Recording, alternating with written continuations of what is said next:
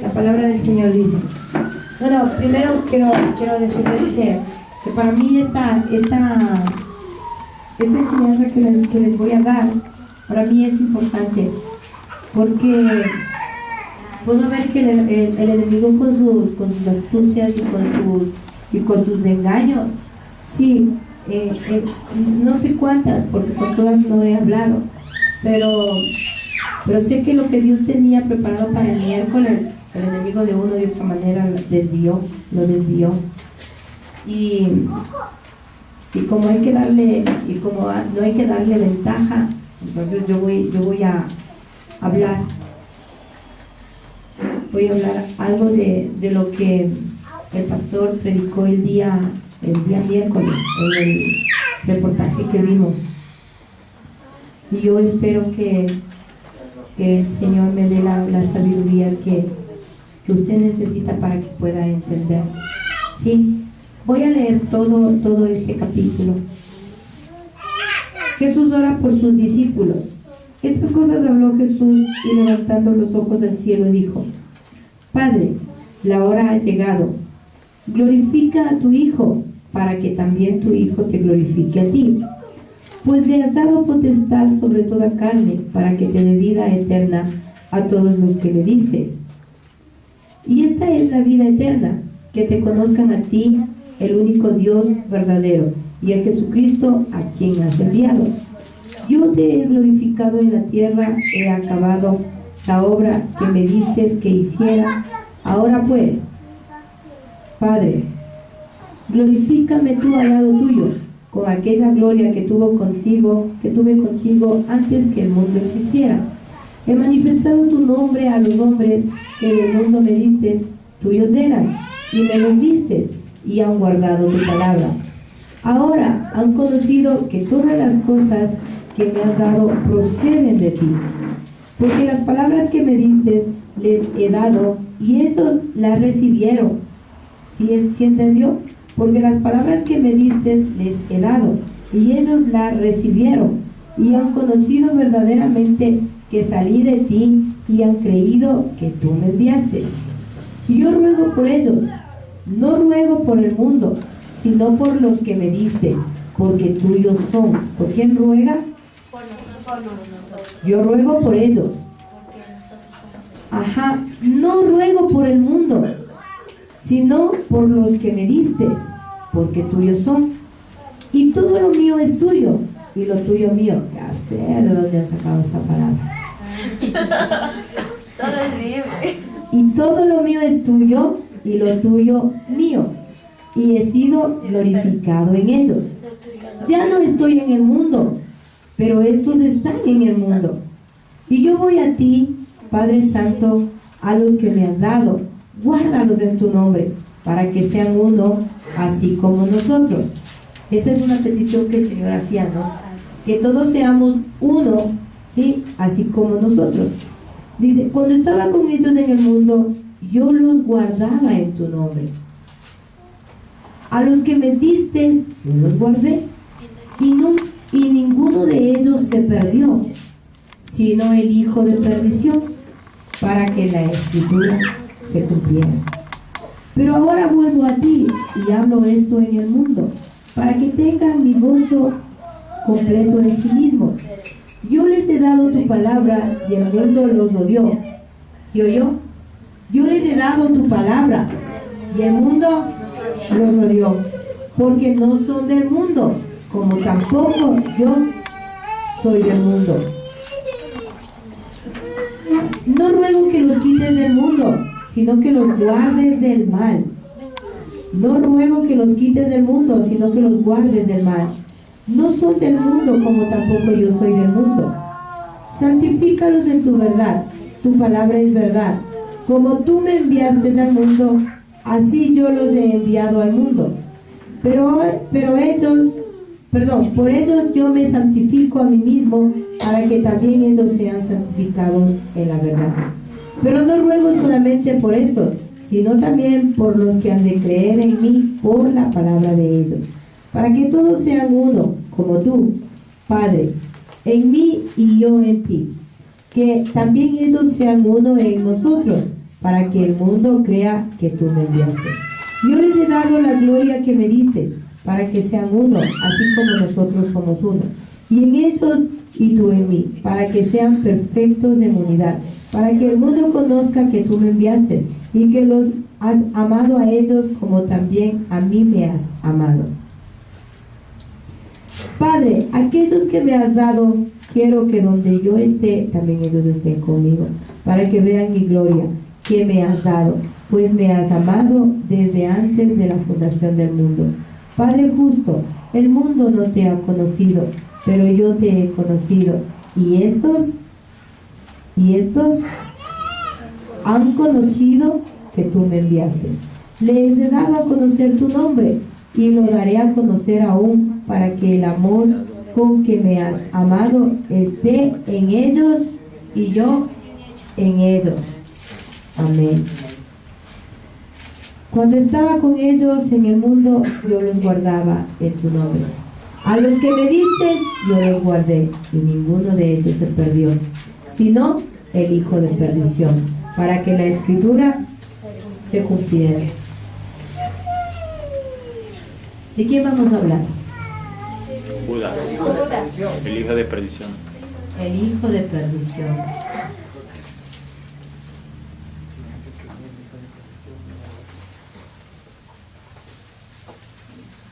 El hijo de perdición. ¿Sí? ¿Por qué leímos todo el capítulo? Porque en esta oración que Jesús hace, él estaba dando su última oración. Su última oración por sus discípulos, por sus amigos, ¿sí? Ya que estaba en horas de ser entregado. Ya estaba en horas de ser entregado. Y él hace esta oración, me imagino que en una voz muy alta, para que ellos puedan entender y discernir, primeramente, que ellos no eran del mundo, que ellos conocían toda la verdad, que Dios se había encargado, ¿sí?, de mostrarles la verdad, de enseñarles el camino, de enseñarles lo que era la gloria, la honra, para que puedan glorificar al Padre. Ellos prácticamente quedaban peritos, digamos así, peritos para poder emprender un nuevo ciclo, una nueva vida sin Jesucristo a su lado, ¿sí?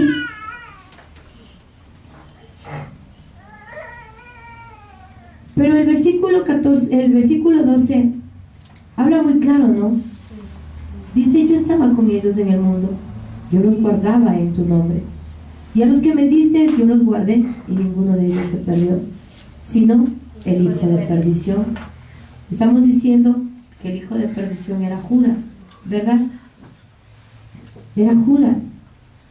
¿Qué significaba Judas? Judas significaba alabanza. ¿Cuántos sabían eso? ¿Cuántos sabían que Judas significaba alabanza? ¿Y cuántos sabían que el hijo de perdición era el anticristo? o el hijo de pecado. Sí, en 2 de Tesalonicenses también nos habla de esto. Cuando Pablo habla acerca de lo que vendrá, sí, cuando él empieza a hablar acerca de la apostasía. Pero yo quiero hablar un poquito de Judas primero, para que usted pueda entender. Quiero hablar un poquito de Judas. Judas, ¿sí? ¿Quién era Judas? Era un discípulo de Dios, ¿ya? ¿Qué más era? Era tesorero. Era tesorero, ¿ya? ¿Qué más? Era preparado. Él no era No era preparado. Él no era de todos más. Preparado para robarte. Era, Revolucionario. bueno, dice la palabra que él fue el único Galileo, Ajá, esa. ¿sí? Él fue el único Galileo. Él fue escogido por el Señor.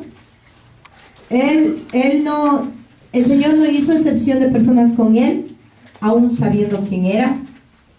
¿Sí? A él se le amó igual, se le enseñó igual, se le dio de comer igual. ¿Sí? Todo él recibía. Todo lo que recibía Juan, recibía Judas. Todo lo que recibía Pedro, recibía Judas. Todo lo que recibía Mateo, recibía Judas. No había excepción de personas con él. ¿Sí? Y pienso que la mejor bendición y la mayor bendición que tuvo Judas fue haber estado, ¿sí?, en todas las cenas, en todas las invitaciones que le hacían a Jesús. Estuvo en todos los mensajes, en todas las prédicas que el Señor dio, ¿sí? Recibió las mismas congratulaciones que recibió Jesús y sus discípulos. Si él tenía todo esto a su favor, si él era un hombre que tenía todo a su favor, ¿qué es lo que pasó? ¿Qué es lo que pasó en su vida? ¿Qué es lo que pasó? Dice que él era un hombre con mucha avaricia. Era un hombre que tenía mucha avaricia. Era muy ambicioso. Era muy ambicioso. ¿Por qué en él no se manifestó este mal que él tenía en el grupo? ¿Por qué cree usted? ¿Por qué? Si yo soy adicto a la comida y estoy todo el tiempo en una cocina, yo voy a hacer notar mi adicción. ¿Por qué? ¿Por qué? Porque como estoy en ese trabajo, todo el tiempo estoy picando o comiendo. Entonces, eso me hace una persona que no hay problema. Sí, eso no se nota. Está guardado. ¿Sí? Entonces él era el tesorero. Él era el tesorero. Sutilmente de pronto él sacaba de la bolsa el dinero, no, me imagino. Capaz que el Señor le decía, anda, compra para comida, tesorero. Y él decía, claro, Señor. Y mira, Señor, esto hice, y por ahí se cogía sus denarios y cosas como esas, ¿verdad? Eso, se hacía sus revuelos. Déjeme decirle que cuando yo era bobita y yo cocinaba, mi mamá me daba así 20 sucres, así, mucho 20 sucres. Mucho es 20 sucres. 5 sucres. Me daba 5 sucres, me daba. Y con 5 sucres yo tenía que ir a comprar los huevos, la leche, el pan, el queso. Y ahí yo me hacía mis revuelos. O sea, a mí me encantaba cocinar. Amén. Yo amaba cocinar. ¿Por qué? Porque era una forma sutil de poder coger. Para mí era robo eso. No. No era robo, ¿por qué? El obrero es digno de su salario, ¿verdad? ¿Sí o qué? Lo que pasa es que la otra persona no sabía. Sí. Entonces, ¿cuánto gastaste? Todo, mami. Allá. Bueno. Entonces, bueno, él estaba así en su caminar. Y los 3 años que él estuvo con Jesús, entonces, qué irónico, ¿no? Jesús conocía quién era él. Él tenía ese don. Él tenía esa deidad de saber lo que hay en nuestro interior, en nuestro corazón, en nuestro pensamiento. Pero ¿por qué el Señor le pone a Judas en ese difícil trabajo de ser el tesorero? ¿Sí? Muchas veces el Señor tiene que hacer en nuestra vida esa clase de situaciones. ¿Para qué? Para que nosotros podamos luchar en contra de eso y que podamos nosotros ser vencedores en una batalla que casi llega a ser sin tregua. Pero como estaba Jesús, para él no era muy fuerte este mal que él tenía. Pero él sabía que en cualquier momentito el Señor tenía que irse. Es más, el Señor unos días antes de él empieza a anunciar, ¿sí?, su muerte, y empieza a anunciar su muerte. Entonces, si yo soy una persona adicta a la comida y sé que me van a botar el trabajo, ¿qué hago? Yo me pongo a sufrir, pues. Y ese fue el problema de Judas, ¿no?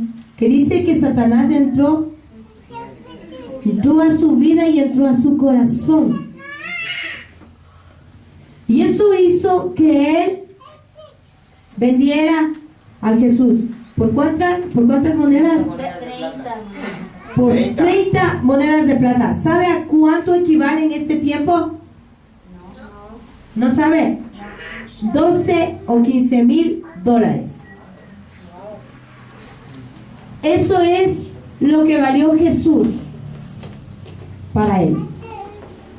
Y entró en la vida de él el amor al dinero. ¿Entró o estaba? Estaba. Satanás solo entró para activar lo que había en él. Lo que había en él. ¿Fue suficiente haber caminado con Jesús 3 años? No.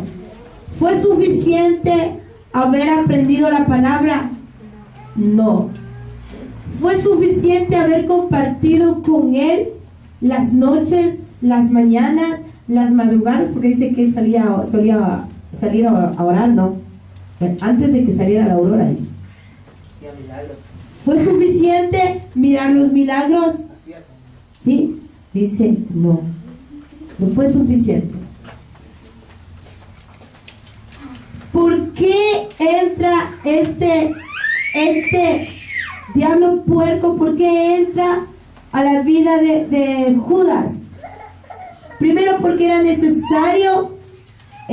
tan necesario que se cumpliera la palabra, que se cumplieran las escrituras. Era necesario. Irónicamente, Pablo, en una revelación de Dios, él habla también del hijo de perdición. Y dice, no te dejes engañar. Porque antes de que venga el Señor, tendrá que manifestarse la apostasía y el hombre junto con el hijo de perdición, de pecado o de perdición. Entonces, ¿por qué los dos eran iguales? Si Judas es Judas y el anticristo es el anticristo. ¿Por qué? Nosotros no entendemos, o muchos no entienden, pero nuestra vida es espiritual. Nuestra vida es espiritual. Y el enemigo siempre busca sus formas, siempre busca sus maneras para poder seducir y encantar a la gente. Y hay una verdad que usted tiene que entender. Esta verdad es que él nunca va a irse a parar en la mitad del mundo para hablar. ¿Por qué? Porque el mundo es mundo. Y ellos le pertenecen al enemigo. Le pertenecen. Pero en cambio, ¿dónde él tiene que tratar de meterse? En las iglesias. ¿Por qué? ¿Por qué? Porque es un lugar. Dígale, ¿por qué cree usted? Porque es un lugar donde estamos peleando por una verdad. Estamos peleando por encontrarnos con Dios, con su fe, con su esperanza, con su confianza. Y no dice la palabra que él está como león rugiente, buscando a quien devorar. Y no dice que él viene a robar, a matar y a destruir. No dice que eso es lo que él hace. Lo hace afuera, no lo hace afuera. Lo hace aquí en la iglesia. En la iglesia, hermanos. Mire, algo que a mí me impactó de sobremanera fue esto, hermanos. Nosotros estamos esperando la apostasía, ¿verdad? Y sabemos que la apostasía también ya está en muchas iglesias y con muchos pastores. Pero nosotros en nuestro raciocinio estamos tratando de huir de la apostasía, ¿verdad? Pero ¿cuántos se han dado cuenta de que estamos dentro de esa apostasía? Estamos dentro. ¿Quién sabe lo que significa apostasía?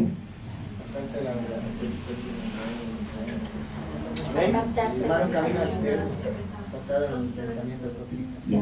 ¿Qué es la apostasía? Apartarse de la verdad. La apostasía es el abandono o retiro de la fe cristiana por parte de alguien que la profesaba anteriormente. Ayúdeme en Hechos 21:21, por favor. Apartarse, retirarse, abandonar la fe cristiana por parte de alguien que lo profesaba anteriormente. En el video decía, ¿no? ¿Será que podemos hablar de los católicos? ¿Será que podemos hablar de los budistas? ¿Será que podemos hablar de los musulmanes? ¿Será que podemos hablar de uno de ellos? No. Sí, porque ellos nunca amaron a Dios. Ellos no conocieron a Dios. Entonces, la apostasía tiene que llegar a un lugar, sí, que tiene que ver con un camino que hemos decidido seguir, que es la fe. ¿No dice la palabra de Dios que nosotros vivimos por la fe? Caminamos por la fe, ¿sí? Creemos por la fe. Entonces, estamos hablando de quién. Ayúdenme en Hechos 21:21. Pero se les ha informado en cuanto a ti, que enseñas a todos los judíos que están entre los gentiles a apostatar de Moisés, diciéndoles que no circuncisen a sus hijos ni observen las costumbres. ¿Sí? Las enseñanzas a los judíos que están en medio de los gentiles, ¿sí? Y se les enseña doctrinas falsas. ¿Para qué? Para que se aparten de la fe. Apostasía. Segunda de Tesalonicenses 2:3.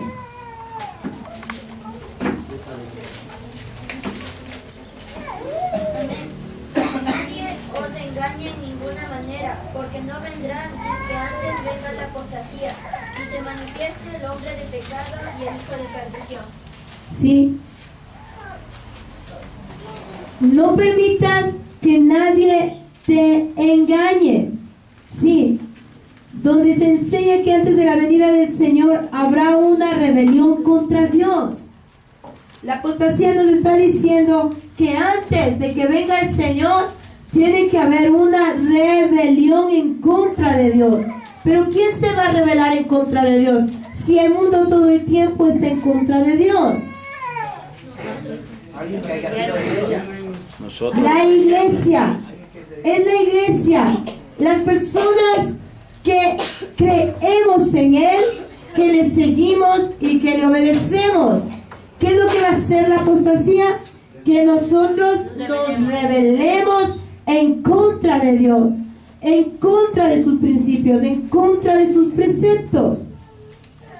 Dice, en el lenguaje bíblico se puede describir la apostasía como un volver atrás y no seguir a Jesús. Juan 6:6. Pero esto decía para probarle, porque él sabía lo que había de hacer. ¿Sí? Dice, volver atrás y no seguir a Jesús. Dice que ellos le probaban al Señor. ¿Qué significa eso? Que aún nosotros teniendo conocimiento, cuando viene la verdad en nuestra vida, ¿qué hacemos nosotros? ¿No tratamos de probar a Jesús? Pues lo hacemos. Signos de la apostasía. En 1 Timoteo 4:1.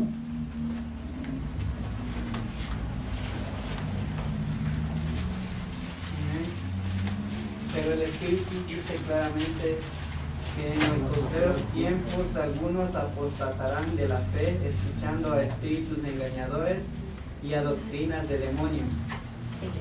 Apostatarán de la fe, escuchando, ¿sí?, doctrinas de demonios, engaños, ¿sí?, que fueron puestos, ¿verdad? Ahí voy a pararle un rato. Quiero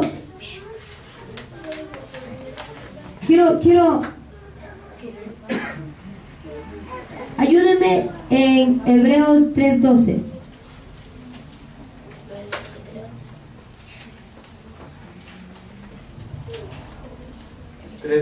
Ajá. Amén.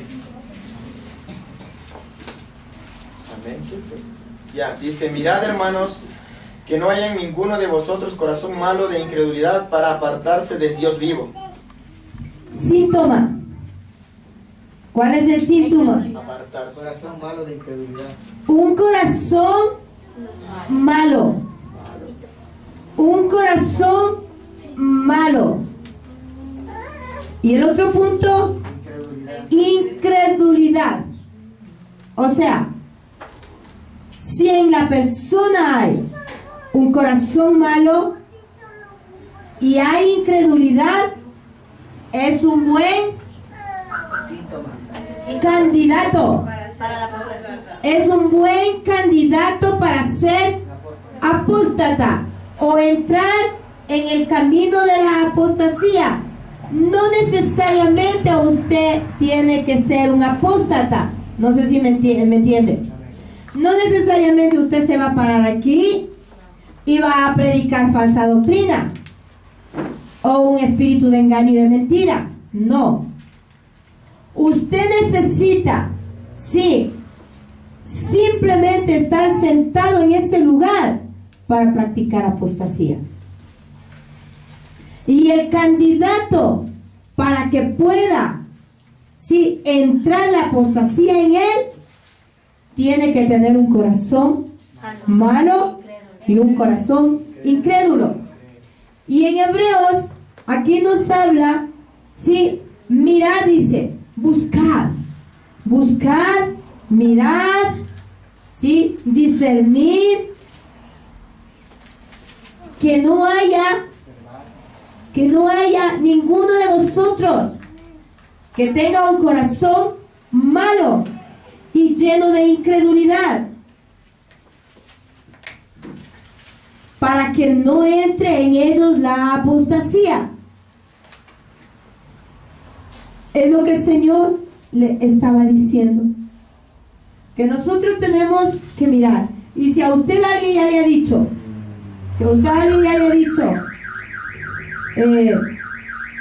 no tienes que ser incrédulo, tienes que creerle a Dios, tienes que esperar en Dios.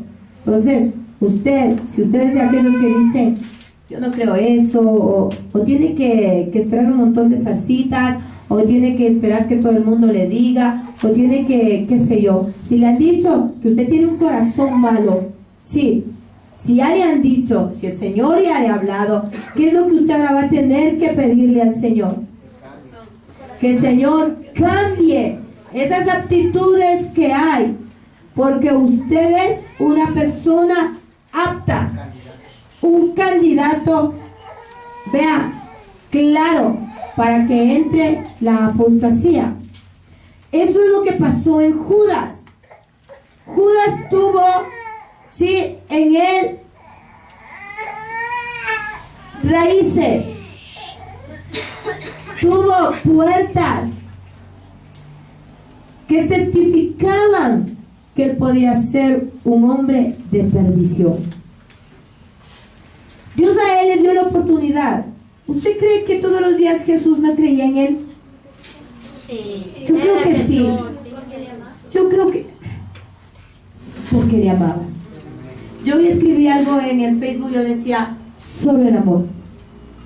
Solo el amor va a poder cambiar, o va a poder mantener, o va a poder fortalecerse. No hay otra cosa más. No hay. Dios le amaba a él. Pero con todo y el amor de Jesús, a Judas no le bastó. Fue mucho más fuerte lo que él vivía y lo que él practicaba. Fue mucho más fuerte. Que en el día donde él sabía que todo se iba a acabar, pues tuvo que fluir y tuvo que entrar Satanás. ¿Para qué? Para cumplir con el propósito. Para mí, este versículo es una antesala, hermanos. Es una antesala de lo que puede pasar en su vida en este tiempo postrero. Es una antesala, hermanos.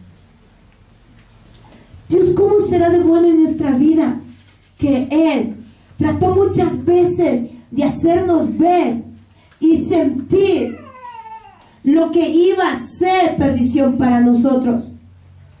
Y con este versículo, hermanos, el Señor nos está diciendo, hey, esto va a pasar con tu vida. ¿Cuál será? La muerte. Él ya tenía un lugar reservado. Cuando él cuando él vendió a Jesús, sí, automáticamente él compró un lugar en el infierno. Porque si él, en los 3 años de vivir con Jesús, él no pudo sacar lo que tenía en su vida, ¿usted cree que lo iba a hacer en un segundo? No. Ahí está, hermanos, la verdad de cuando una persona dice, bueno, cuando ya, en el último segundo me voy a arrepentir y me voy a ir con Dios. Para que vea que no es así. Y ahora quiero decirle algo más. Mire,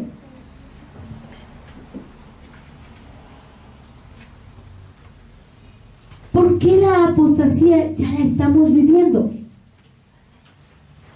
¿Y por qué de alguna manera Dios nos ha librado de la apostasía? ¿Por qué creen?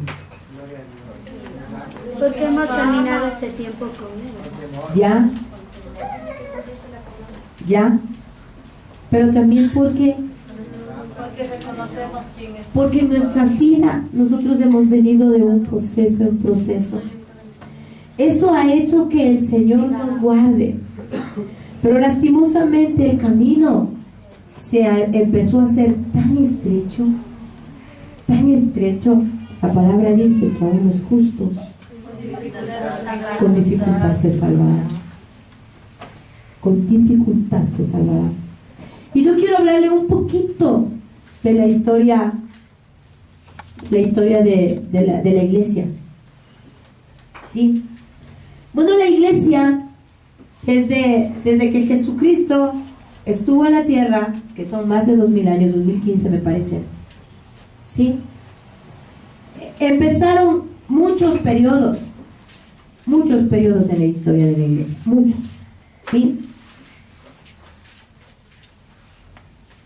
Pero yo quiero hablar de dos últimos periodos.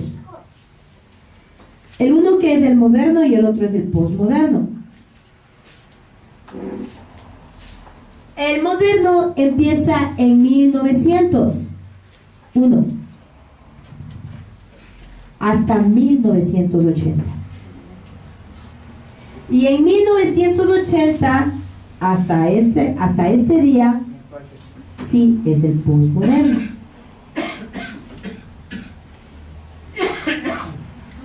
Para que usted entienda lo que yo le voy a decir, quiero hablarle un poquito de algo que a mí siempre me ha gustado.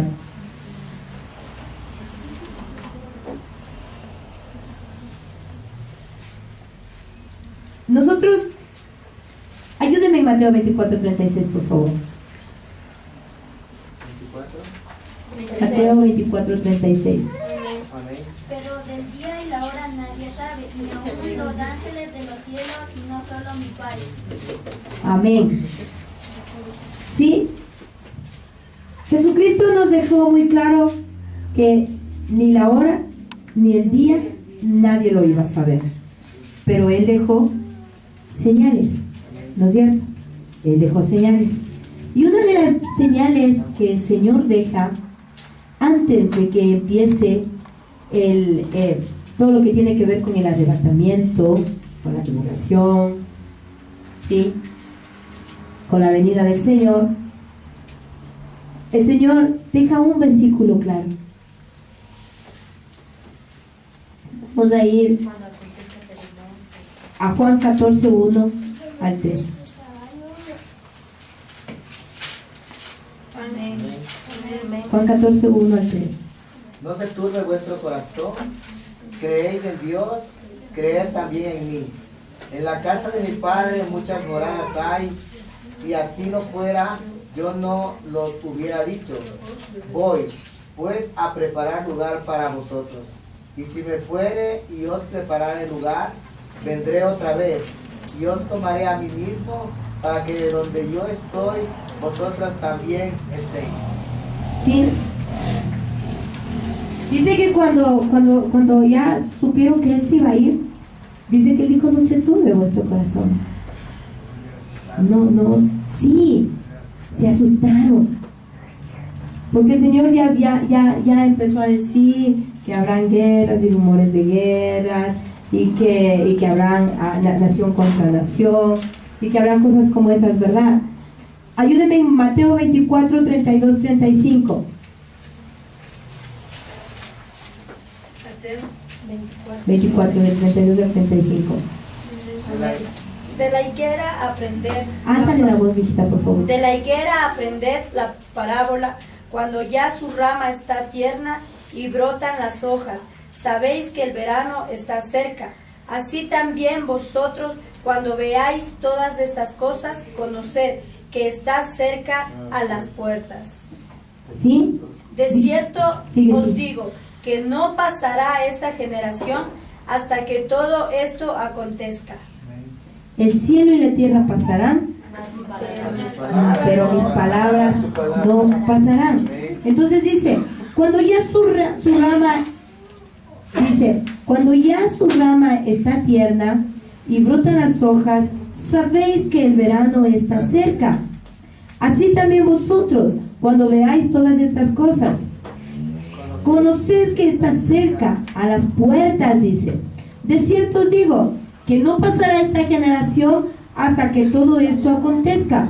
El cielo y la tierra pasarán, pero mis palabras no pasarán. Sí, ahora ayúdenme en Oseas 9:10. Para usted, ¿quién es la higuera? Israel. Ayúdenme en Oseas, por favor. Oseas que, Oseas 9:10. como uvas en el desierto allá Israel, como la fruta temprana de la higuera En su principio vi a vuestros padres. Ellos acudieron a Baal Peor, se apartaron para vergüenza y se hicieron abominables como aquellos que amaron. Pero dice, como uvas en el desierto hallé a Israel, como la fruta temprana de la higuera, en su principio vi a vuestros padres. Entonces, cuando el Señor dice, mirad la higuera, cuando la hoja esté tierna, ¿sí?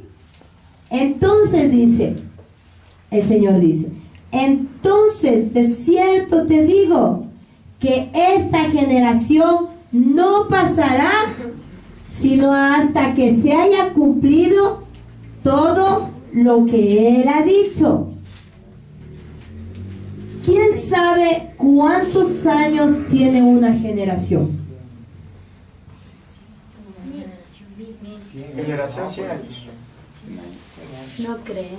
Bueno, en Salmo habla de 80 años. ¿Ya? Un día. Dice hasta la tercera y cuarta generación. Salmo habla de 80 años. Bueno, vamos a hablar. Hay muchas personas que creen que una generación es 40 años. ¿Por qué? Por el ejemplo que se vio en Éxodo, del pueblo de Israel, que estuvieron 40 años, dijo esta generación. Pero no, la generación no tiene 40 años. Bíblicamente, la generación, y si vamos a ir a Salmos.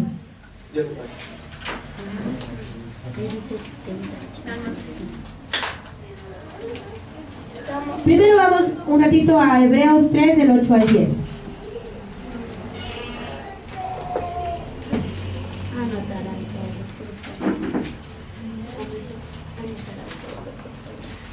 ¿Qué dice? No endurezcáis vuestros corazones como en las provocaciones en el día de la tentación en el desierto, donde me tentaron vuestros padres, me probaron y vieron mis obras 40 años. Ajá. Mucha gente cree que la generación es de 40 años, pero no es correcto. ¿Sí? Vamos a ir a Salmos 90:10.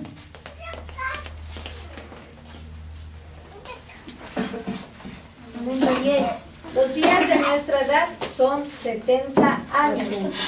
Y si en los más robustos son 80 años. Con todo su fortaleza es molestia y trabajo, porque pronto pasan y volamos. ¿Cuál es la certera?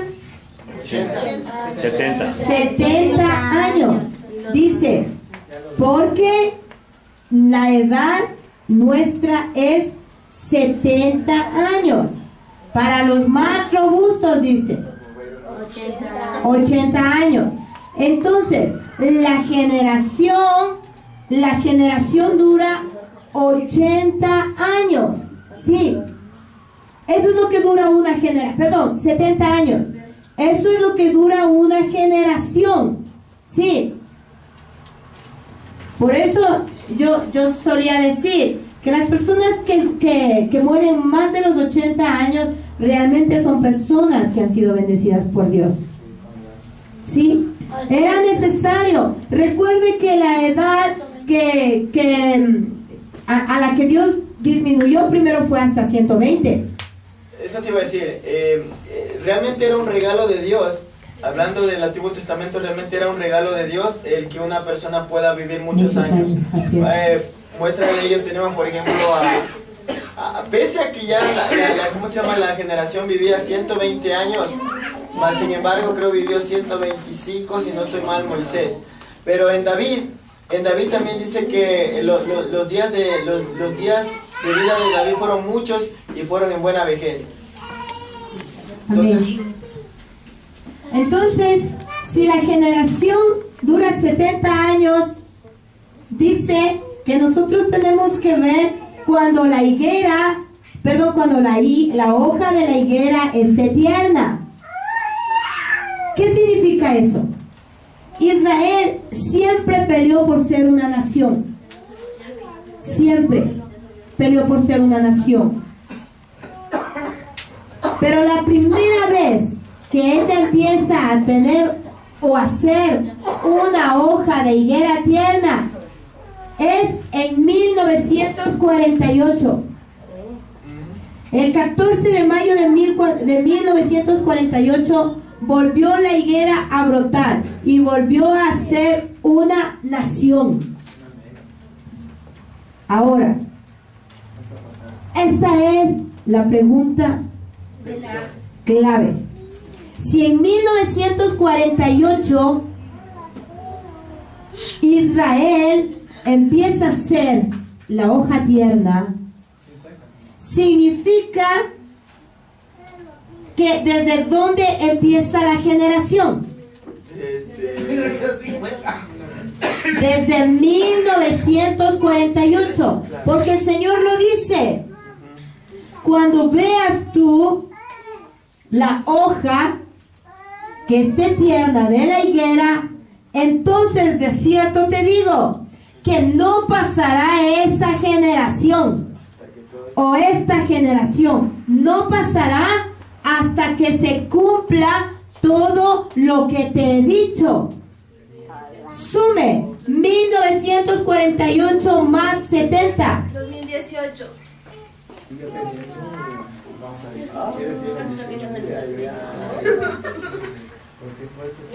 2000. Una consulta, pastora. O sea que no es a partir de que Israel fue fundado en 1942. No, es desde el momento en que fue reconocida como nación. No, en 1948. En 1948 fue fundada Israel como nación. El 14 de mayo, búsquenlo ahí.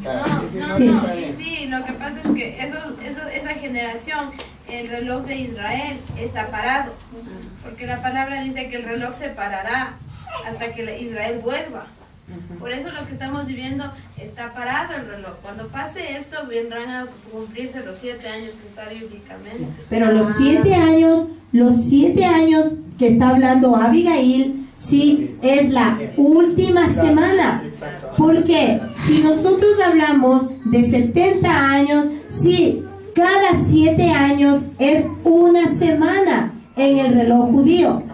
Sí, una semana consta de 7 años.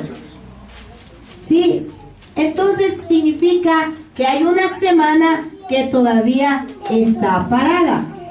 Ahora, eso entonces sería del 2018 menos 7 años, estaríamos hablando que es 2011.